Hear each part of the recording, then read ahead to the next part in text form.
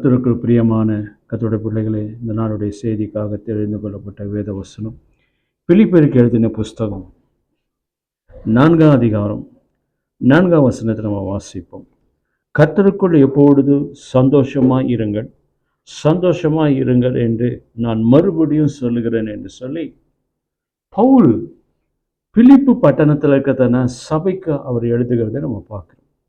இந்த காரியத்தில் 4 விதமான காரியங்களை நம்மளால் அதை நல்லா புரிந்து கொள்ள முடியும். கர்த்தருக்குள்ளே நாம் என்னவா இருக்கணுமா? சந்தோஷமா இருக்கணும். அப்போ இன்னைக்கு நான் முதலாவது சந்தோஷத்தை இழந்து இன்னைக்கு பல பேர் துக்கத்திலையும் பல விதமான பிரச்சனைகளை இந்த நாட்களில் ஈடுபட்டுக்கிறத நம்ம பார்க்குறோம். ஆனால் கர்த்தருக்குள்ளே இருக்கிறவர்களுக்கு என்ன இருக்காதான், துக்கம் இருக்காது, பிரச்சனை இருக்காது, ஏதோ ஒரு கஷ்டம் இருக்காது. அவங்க எப்போவுமே கர்த்தரை சார்ந்து இருக்கிறதுனால அவருடைய வாழ்க்கையில் என்னவா இருக்குமா? எப்பொழுதும் சந்தோஷமாக இருக்கும். அப்போ நல்லாவே ஒரு நல்ல கர்த்தருடைய பிள்ளைகள் நமக்கு நல்லா தெரிஞ்சுக்கணும் பாருங்க. இது இன்னொருத்தர் நமக்கு அறிவிக்க வேண்டிய அவசியமே கிடையாது. கர்த்தர் உனக்கிட்ட இருக்கிறாரு, நீ கர்த்தர் உன்னை ஆஸ்வதிக்காரு. நீ சந்தோஷமா இருந்தினா அது உனக்கு என்ன தெரியுமா? நல்லா தெரிஞ்சிடும், கர்த்தர் எனக்குள்ள இருக்கிறார். இப்போ பிரச்சனைகள், பலவிதமான தோல்விகள், பலவிதமான பயங்கள், பலவிதமான கஷ்டங்கள், இது எல்லாம் வருகிற போது அது நமக்கு நல்லாவே தெரியும், கர்த்தர் என்கிட்ட இல்லை, அதனால தான் இந்த பிரச்சனைகள், இந்த தோல்விகள் எல்லாவற்றையும் எனக்குள்ள வருகிறது என்று நல்லாவே தெரிந்து கொள்ள முடியும்.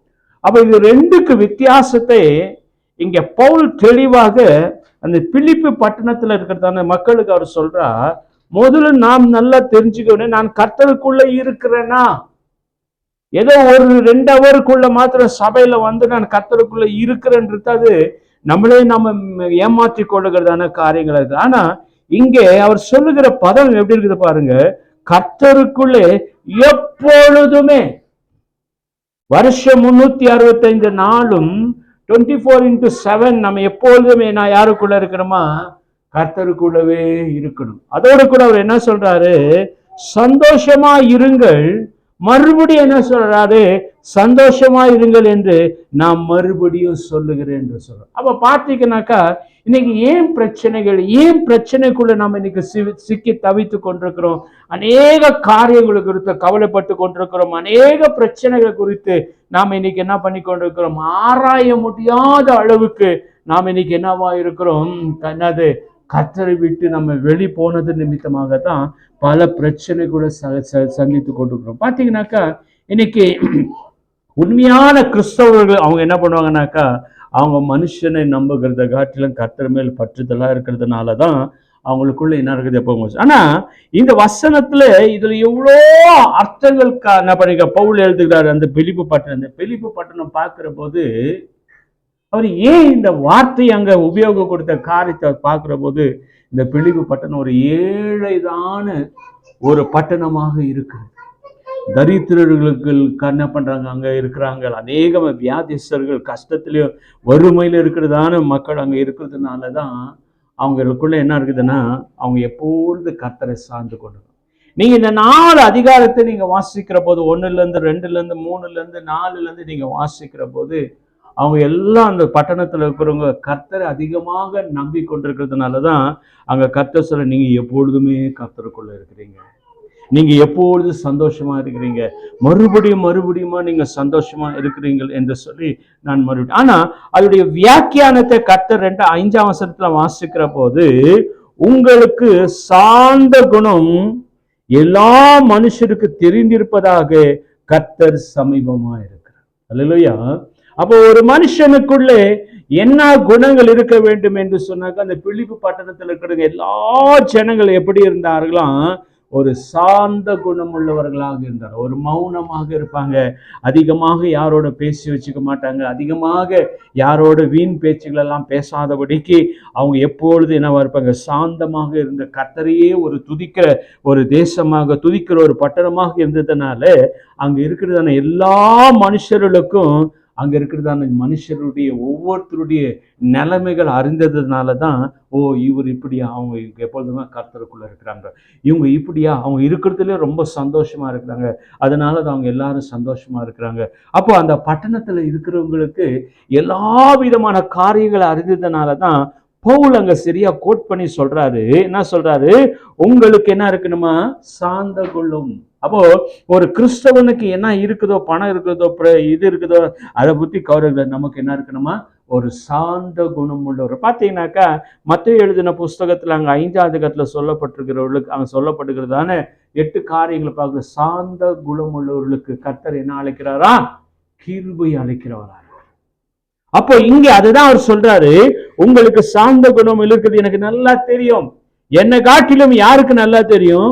நீங்கள் ஆராதிக்கிறதான இயேசு கிறிஸ்துவுக்கு என்ன இருக்குது? எல்லாம் தெரிந்திருப்பதனாலே கர்த்தர் உங்களுக்கு எங்க இருக்கிறாரு? தூரம் இல்ல, அவர் எங்க இருக்கிறாரு? உங்க சமீபமாக இருக்கிறார். அப்ப எந்த அளவுக்கு நம்ம கர்த்தருக்குள்ள இருக்கிறோமோ, எந்த அளவுக்கு கர்த்தரை நம்ம ஆராதிக்கிறோமோ, எந்த அளவுக்கு நம்ம தேவனை தேடுகிறோமோ, எந்த அளவுக்கு நம்ம அவரை நெருங்கி கொண்டிருக்கிறோமோ, அந்த அளவுக்கு அவர் என்னவா இருக்கிறாரா? சமீபமாக இருக்கிறாரு. இப்போ பார்த்தீங்கன்னாக்கா ஒரு பிரயாணப்பட்டு ஒரு மனுஷன் வந்து கொண்டிருக்கிற போது, அவன் வருகிற போது கொஞ்சம் தாமதம். அவர் உடனே இந்த நாட்களில் நம்ம என்ன பண்ணுவோம்? மொபைல் ரொம்ப கிட்ட இருக்கிறதுனால ஃபோன் பண்ணி, எங்க பார்க்குற? ஐயா நான் கிட்ட வந்துட்டேயா.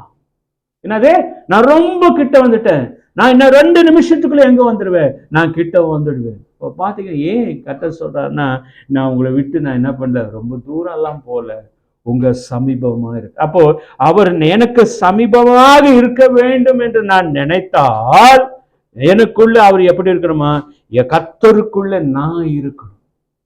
நான் கர்த்தருக்குள்ள இருந்தாதான் அவர் எனக்குள்ள இருக்கிறார். நான் எப்பொழுது என்னவா இருக்க முடியுமா? சமாதானமா இருக்கணும். அதே நேரத்தில் எப்பொழுது எனக்கு என்ன இருக்கணுமா? சந்தோஷம். இன்னைக்கு சில பேருக்கு சந்தோஷம் 99% மனுஷனுக்கு என்ன கிடையாதுங்க? சமாதானமே கிடையாது. எல்லாம் சமாதானம் எல்லாபடிக்கு பல பிரச்சனைகளை இன்னைக்கு சிக்கி நம்ம என்ன பண்ணி கொண்டிருக்கிறோம்? தவித்து கொண்டிருக்கிறோம். அதனால் இங்கே அவர் கர்த்தர் தெளிவா சொல்றார், நான் மறுபடியும் சொல்றேன், நீங்க எப்பொழுது இப்படியே தான் இருக்கணும். அவன் சொன்னா, இவன் சொன்னா, இங்க வா அங்க வா இங்க போன்னு சொல்லி நீ போய் மறுபடியும் போய் மாறாதபடிக்கு நீ எப்பொழுது சந்தோஷமா இருக்கிறியோ, அந்த சந்தோஷம் உனக்கு என்ன இருக்கணுமா? நிரந்தரமாக இருக்க வேண்டும் என்று சொல்லி அந்த பிலிப்பு பட்டணத்திற்கு தானே எல்லா சபைகளுக்கு எல்லாருக்கும் சொல்ல பாருங்க. 6ஆம் வசனத்துல ரொம்ப அழகா கர்த்தர் பேசுகிறது நீங்க பார்க்கலாம். பவுல் சொல்கிறத பார்க்க, நீங்கள் ஒன்றுத்துக்கு என்ன பண்ணக்கூடாதா? கவலைப்படாமல். இல்லையா? அந்த ஊர்ல இருக்கிறவங்களுக்கு எந்த ஒரு கவலையே கிடையாது. அவங்களுக்கு கவலை வராதற்கு காரணம்னா, அவங்க எல்லாவற்றையும் கவலை வருவதற்கு முன்பாக கர்த்தர் சொல்றார். பாருங்க அந்த வசனத்துல, நீங்கள் ஒன்றுத்துக்கும் கவலைப்படாமல் எல்லாவற்றையும் குறித்து உங்கள் விண்ணப்பங்களையும் ஸ்தோத்திரத்தோடு கூடிய அவர் ஜெபத்தினாலே வேண்டுதலையும் அவருக்கு என்ன பண்ணுங்க? தெரியப்படுத்துங்க. எனக்கு இந்த நாட்களில் இவ்வளவு பணம் தேவைப்படுது ஐயா, நான் வீடு கட்டி கொண்டு எனக்கு இவ்வளவு பணங்கள் தேவைப்படுது, நான் திருமண காரியங்களை நடத்தி கொண்டிருக்க எனக்கு இவ்வளவு பணங்கள் தேவைப்படுகிறது, என் பிள்ளைகளுடைய படிப்பு காரியத்துக்காக நான் இவ்வளவு பணங்கள் தேவைப்படுகிறது என்று நாம் என்ன பண்ணணுமா? உங்கள் விண்ணப்பங்கள், உன்னுடைய வேண்டுதல், உனக்கு என்ன தேவை இருக்கிறதோ முன்கூட்டியே யாருக்கு தெரிவிக்க வேண்டுமா? உன் தேவனுக்கு நீ என்ன பண்ணுமா? தெரிவிக்கணும். அதுதான் சொல்லப்பட்டிருக்குது, நீங்கள் ஒன்றுத்துக்கும் கவலை. அவங்களுக்கு கவலையே கிடையாது. கவலை வந்தாதான் அங்க துன்பம் வரும், கவலை வந்தாதான் பிரச்சனைகள் வரும். ஆனா நாம எல்லா பிரச்சனைகள் எல்லாவற்றையும் செய்துட்டு, எல்லா காரியங்களை தவறான காரியங்களை செய்துட்டு, தவறான காரியங்களை எண்ணங்கள் எல்லாவற்றையும் எண்ணி எல்லாவற்றையும் செய்து முடிச்சிட்ட பிற்பாடு அப்புறம் தான் நாம என்ன பண்றோம்? அவருக்கு தெரிவிக்கிறோம், ஐயா எனக்கு இந்த பிரச்சனை வந்துடுச்சு, எனக்கு இவ்வளவு பேர் ஜனங்கள் தாக்கப்பட்டார்கள், எனக்கு இவ்வளவு பணங்கள் உண்டு, நான் இவ்வளவு கடன்கள் வாங்கிட்டு எனக்கு இந்த வியாதி வந்துச்சு, எல்லாவற்றையும் அப்புறம் தான் சொல்றோம். ஆனா இங்க பவுல் நமக்கு என்ன சொல்ல வருகிறார்னா, உங்களுக்கு ஒன்றுமே கவலை இல்லப்பா. இப்ப பவுலே பார்த்து அந்த ஜனங்களை பார்த்து ஆச்சரியப்படுறாங்க. இந்த ஜனங்களுடைய வீடு ரொம்ப சின்னதா இருக்கிறது, இவங்களுடைய வருமானங்கள் ரொம்ப குறைவா இருக்கிறது, இவங்களுடைய எல்லா விதமான காரியங்களும் குறைந்து கொண்டு இருந்தாலும் அவங்களுக்குள்ள என்ன இருக்குது, ஒரு குறை இல்லாதபடிக்கு இருக்கிறாங்கன்னு அப்புறம் என்ன பண்ண ஒரு கேள்விப்படுறாரு. அவங்களுக்கு என்ன அடுத்த மாசத்துல எனக்கு என்ன தேவைப்படுகிறது என்று சொல்லி அவங்க என்ன பண்றான், முதல்ல ஒரு கடிதத்தை போல என்னதான் ஒரு விண்ணப்பத்தை முதல்ல அங்க எங்க பிரசன்ட் பண்றாங்களாம், தேவனுடைய சமூகத்துல கொண்டு போய் அவங்க என்ன பண்றாங்க, பிரசன்ட் பண்றாரு. அதோட கூட என்ன பண்ண, ஐயா நான் இது எல்லாவற்றையும் வச்சிருக்கிறேன், இதுக்கு ஸ்தோத்திரம். என்னது ஸ்தோத்திரத்தோடு, அந்த ஸ்தோத்திரத்துக்கு கூட நம்ம என்ன பண்ணுமா, ஜெபம். அப்போ ஒரு மனுஷனுடைய வாழ்க்கையில முதல் விண்ணப்பம் இருக்கணும். ஒரு மனுஷனுடைய வாழ்க்கையில என்ன இருக்கணுமா, ஸ்தோத்திரம் இருக்க வேண்டும். இன்னொரு மனுஷனுடைய காரியத்தில் என்ன இருக்கணுமா, ஜெபம் இருக்க வேண்டும். அப்போ இந்த மூன்றையும் யாருக்கு தெரிவிக்க வேண்டுமா, நம்முடைய தேவனாகிய இயேசு கிறிஸ்துவுக்கு நம்ம தெரிவிக்க வேண்டும். நம்ம என்ன நினைச்சிடணும், கர்த்தரை லாஸ்ட்ல வச்சிடலாம், அவர் லாஸ்ட்ல பார்க்கலாம். என் புருஷன் கையில ஆவாததா அவர் செய்திருவார், என் மனைவி கையில் ஆவாததா அவர் செய்திருவார், என் பிள்ளைகள் ஆவாததா செய்யது. மனுஷனுடைய உதவி விருதா. அவன் செய்வான், சொல்லி காமிப்பான், செய்யறன்னு சொல்லுவான், சொல்ல மாட்டான். ஆனா இது எல்லாவற்றையும் முடிந்து ஃபைலர் ஆன போதுதான் நம்ம என்ன பண்றோம், கடைசியாக ஆண்டவர்கிட்ட வந்து, ஐயா எனக்கு இந்த மாதிரி ஆயிடுச்சு, ஐயா எனக்கு இந்த மாதிரி தேவைப்படுகிறது, எனக்கு இந்த காரியங்கள் தேவைப்படுகிறது ஐயா, இதுல இருந்து என்னை எப்படி கொண்டு நீங்க மீட்டு எடுத்து கொண்டு வாங்கன்னு சொல்லிட்டு ஆண்டவர்கிட்ட நம்ம என்ன பண்றோம், முதல்ல விண்ணப்பம், அதுக்கப்புறம் ஸ்தோத்திரம் பண்றோம். பாருங்க, ஒரு மனுஷனுக்கு சந்தோஷமா இருக்கிற போது ஸ்தோத்திரம் சொல்லவே மாட்டான். அவன் எப்போ அதிகமாக ஸ்தோத்திரத்தை பண்ணி ஜெபம் பண்ணுவான்னு நீங்க பார்த்தீங்கன்னாக்கா, அவனுக்கு துன்பம் கஷ்டங்கள் வருகிற போது அவனால ஒண்ணுமே முடியாத ஒரு சூழ்நிலை நின்று கொண்டிருக்கிற போதுதான் அவன் விழுந்து விழுந்து விழுந்து ஜெபிக்கிறவனாக நம்மளால காண முடியும். அதே நேரத்துல விழுந்து விழுந்து ஸ்தோத்திர பண்றவனா இருக்கிறோம். அதே நேரத்துல போய் ஆண்டோடைய சமூகத்துல காத்து இருக்கிறது எல்லாவற்றையும் பார்ப்பான். ஆனா இது எல்லாம் எப்போ நடக்கும் தெரியுமா, என்கிட்ட ஒன்றும் இல்லாத நேரத்துலதான் இதெல்லாம் நடக்கும். ஆனாக்க பிலிப்பு பட்டணத்துக்கு அவர் சொல்றாரு, உங்கள்கிட்ட ஒண்ணுமே இல்லைன்னா கூட நீங்க ஆண்டவரையே நம்பி சார்ந்திருக்கிறீங்க, அவருடைய சமூகத்துல நீங்க இருக்கிறீங்க, அதை நீங்க என்ன பண்ணுங்க, அதுல இருந்து கொஞ்சம் கூட விட்டு விடாதபடிக்கு நீங்க என்ன பண்ணுங்க, அவருக்கு நீங்க எல்லாவற்றிலையும் நீங்க தெளிவாக இருங்கன்னு சொல்றாரு. பாத்தீங்கன்னாக்கா அவர் சொல்றாரு 6ஆம் வசனத்தை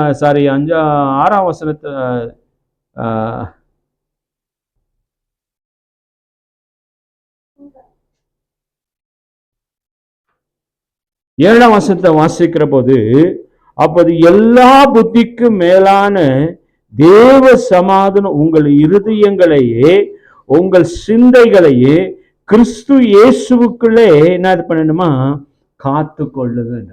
அப்போ என் சிந்தை யாருக்கிட்ட இருக்கணுமா, தேவனுக்கிட்ட இருக்கணும். அவருடைய சிந்தை எனக்குள்ள இருக்கணும். அப்போ என்னது, அப்போ நான் பார்த்தீங்கன்னாக்கா தானியேல் இஸ்ரவேல் ஜனங்களுக்காக பாபிலோன் தேசத்துல ஜெபிக்க ஆரம்பிக்கிறான்.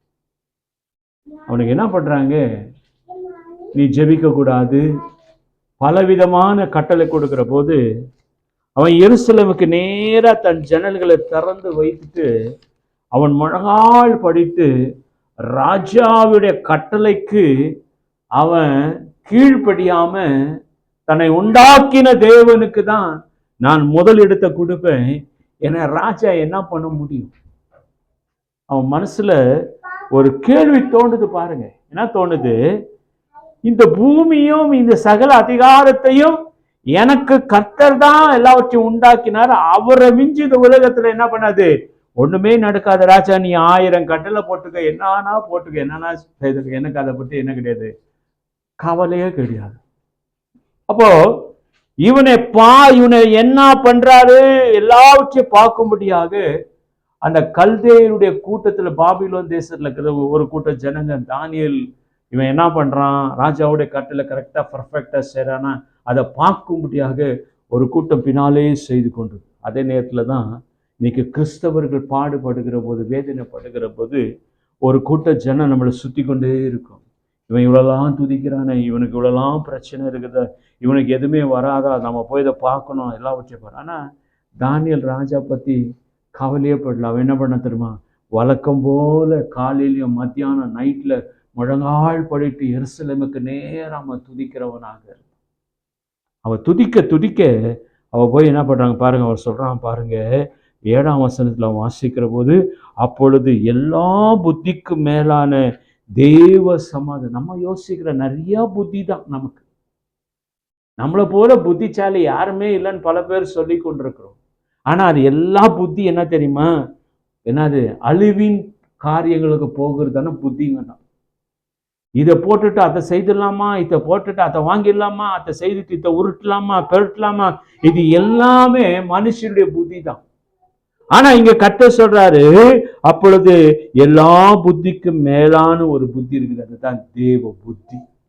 அப்போ அந்த தேவ புத்தியானது நமக்குள்ள இருக்க வேண்டும். அப்ப அந்த தேவ புத்தி இருக்கிற போது நமக்குள்ள என்ன வரும் தெரியுமா? தேவ சமாதானம் உங்களை இருதயங்களில், உங்களுக்கு சிந்தைகளிலும் கிறிஸ்துவின் இயேசுவுக்குள்ளே உங்களுக்கு என்ன பண்ணுமா? காத்து கொள்ள கடுகிறது. ஹல்லேலூயா. அப்பதான் என்னது?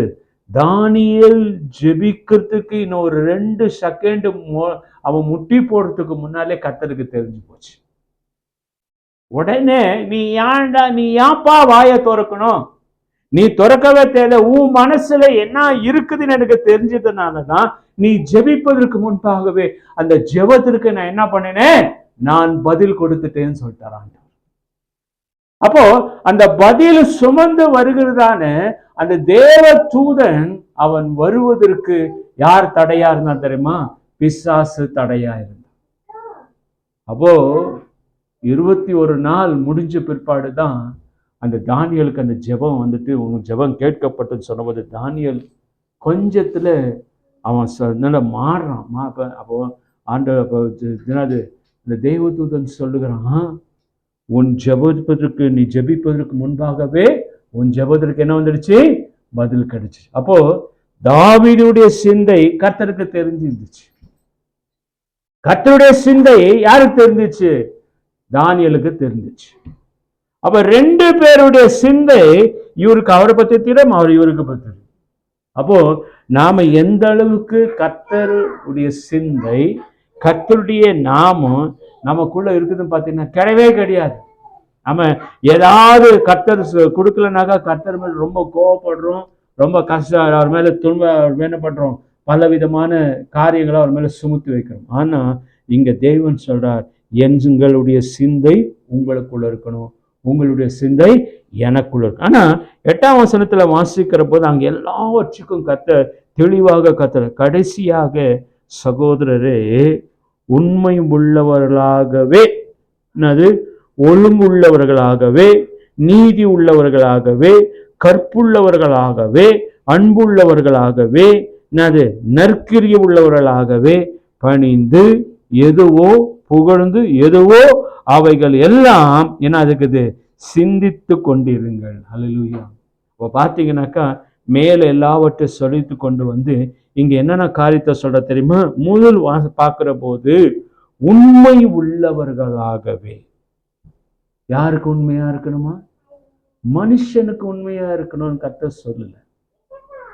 எனக்கு என்னவா இருங்க? நீங்க உண்மை உள்ளவளாக இருங்க, உண்மையாக ஜெபிங்கள், உண்மையாக விண்ணப்பம் செய்யுங்கள், உண்மையாக வேண்டுதல் செய்யுங்கள். முதல் உண்மைதான் நம்ம கிட்ட கர்த்தர் எதிர்பார்க்கிறார். முதல்ல என்ன சொல்றாருங்க? அவரு உண்மை உள்ளவர்களாகவே. 2வது பார்க்கிற போது ஒழுக்கம் உள்ளவர்களாகவே. என்னதுக்குன்னா ஒரு ஒழுக்கம் இருக்குது நமக்குள்ள. சபைக்கு வருவதற்கு ஒரு ஒழுக்கம் இருக்கு. சபையில ஆடையை அணிவிக்கும்படியாக ஒரு ஒழுக்கத்தை கர்த்தர் கொடுத்திருக்கிறார். நம்முடைய தலைமையில இருக்கிறதான எல்லா முடிகள் எப்படி இருக்க வேண்டும் என்று சொல்லி ஒரு ஒழுக்கத்தை கர்த்தர் கொடுத்திருக்கிறார். ஆண் கட்டி ஆண்கள் நிக்கிறதுக்கு கட்டிங் போல நாம இருக்கவே கூடாது. கர்த்தர் சொல்றாரு ஒரு ஒழுக்கம் இருக்குது. அப்ப ஒழுக்கமான ட்ரெஸ் அணிவித்துக் கொள்ள வேண்டும், ஒழுக்கமாக கர்த்தருடைய சமூகத்தில் உட்கார வேண்டும், ஒழுக்கமாக ஆண்டோட சமூகத்தில் முட்டி போட்டு ஜெபிக்கிறவரா இருக்க வேண்டும், ஒரு ஒழுக்கமாக வேதத்தை படிக்கிறவர்களா இருக்கணும். எல்லாவற்றுக்கும் கர்த்தர் என்ன வச்சிருக்கிறார்? ஒரு ஒழுக்கத்தை கர்த்தர் நமக்கு கொடுத்திருக்கிறார். பார்த்த போது உண்மை உள்ளவர்களா இருங்கள். ரெண்டாவது பார்க்கிற போது நமக்குள்ள என்ன இருக்குது? எல்லாவற்றுக்கும் ஒழுக்கம் உள்ளவர்களாக இருக்க வேண்டும். மூணாவது காரியத்தை பார்க்கிற போது நீதி உள்ளவர்களாகவே.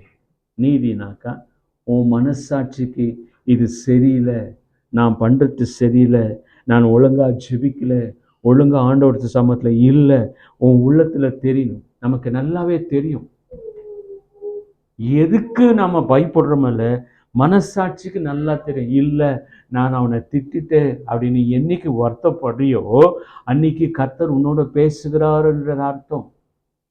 என்னது? அப்போ நீதி உள்ள இல்லை, நான் செய்யறது சரியில்லை, நான் இதை செய்திருக்க கூடாது என்று உனக்கு எப்போ தெரியுதோ அப்போ உனக்குள்ள அந்த நீதி தேவன் இருக்கிறான்ற அர்த்தம்.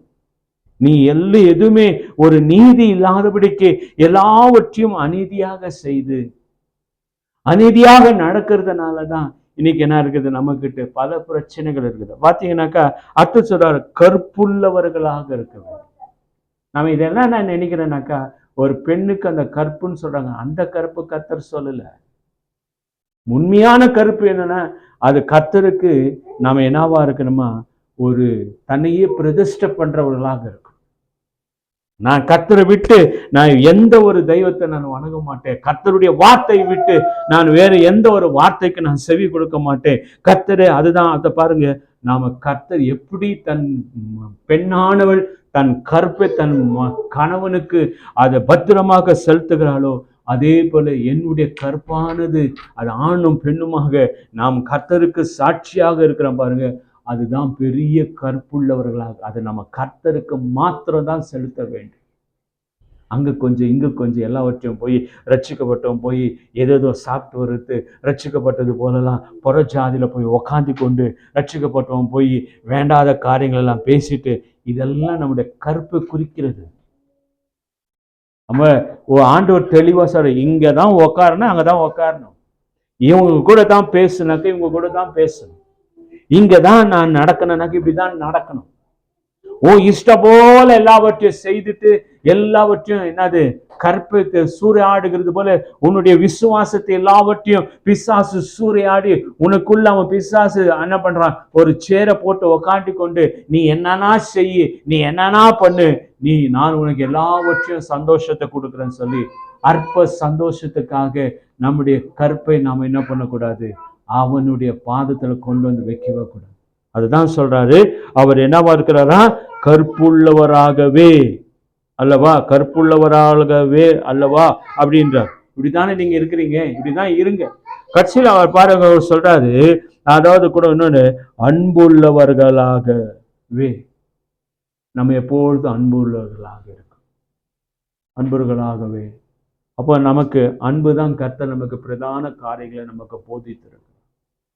இன்னைக்கு உலகத்துல அன்புக்காக எவ்வளோ பேர் ஏங்கி தவிக்கிறத நம்ம பார்க்குறோம். என்னை யாருன்னா நேசிக்க மாட்டாங்களா? என்னை யாராவது பார்க்க மாட்டாங்களா? எனக்கு யாராவது கொடுக்க மாட்டாங்களா? எனக்கு யாராவது உதவிக்கரம் நீட்ட மாட்டாங்களா? என்னை யாராவது நீ எப்படி இருக்கிறேன்னு கேட்க மாட்டாங்களா? யாராவது என்னை சாப்பிட்டியான்னு கேட்க மாட்டாங்களா?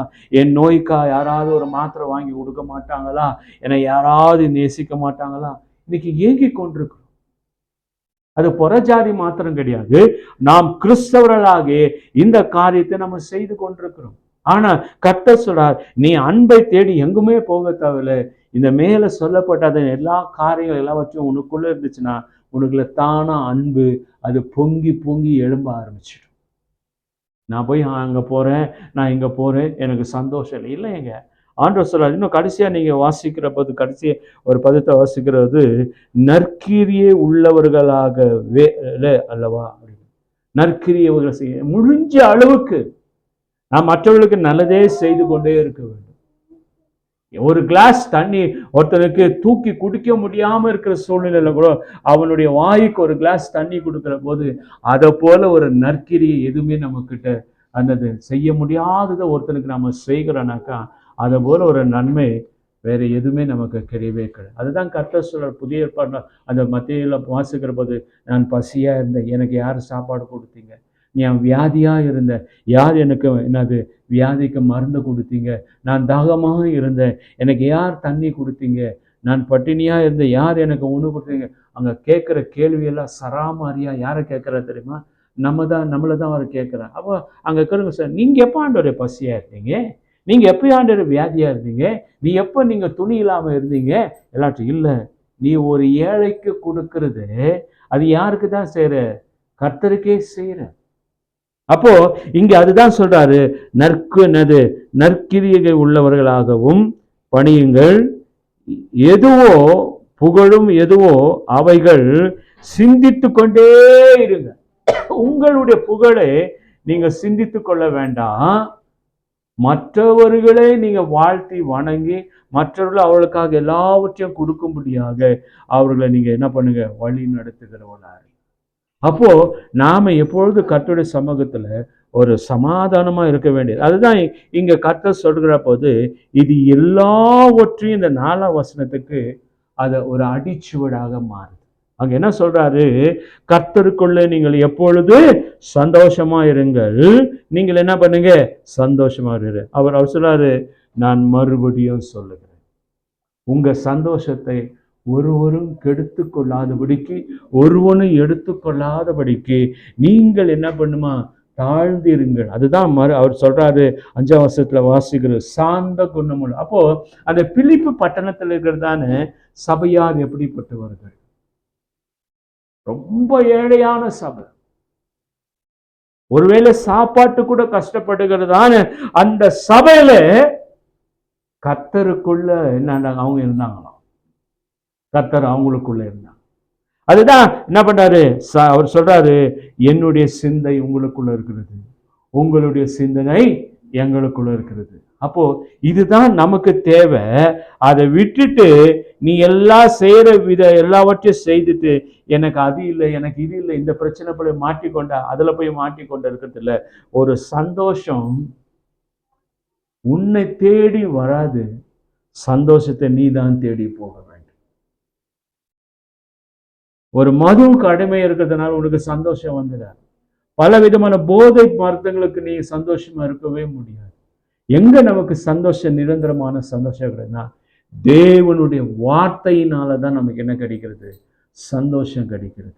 வேற எந்த ஒரு வார்த்தையினாலோ இல்லை மனுஷனுடைய வார்த்தையினாலோ பார்த்தீங்கன்னாக்கா இன்னைக்கு அநேக மடங்கள் உண்டு.